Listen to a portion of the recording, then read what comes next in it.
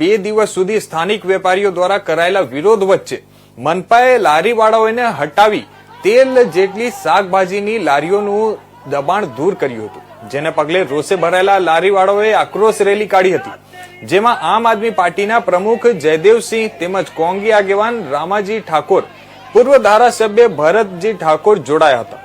મોટી સંખ્યામાં રેલી સ્વરૂપે લારીવાળાઓ મહાનગરપાલિકા પહોંચ્યા હતા અને અહીં વિરોધ પ્રદર્શન કરી પોતાની વાત રજૂ કરી હતી, જેમાં કમિશનરે લીધેલી લારીઓ પરત કરવા આશ્વાસન આપ્યું હતું અને આ વિસ્તારમાં દબાણ ન કરવા પણ સૂચના આપવામાં આવી હતી.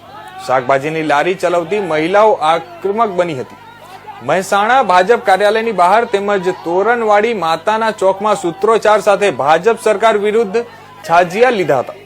ઢેડા રોડ ઉપર સરકારી જગ્યા ઉપર લારીઓ લઈને ઉભા રહેલા લારીવાળાઓને સ્થાનિક વેપારીઓ દ્વારા અહીંથી ખદેડી મૂકવા રજૂઆત કરાઈ હતી અને રજૂઆતને પગલે દબાણના મુદ્દે લારીઓ મનપાએ ઉઠાવી હતી.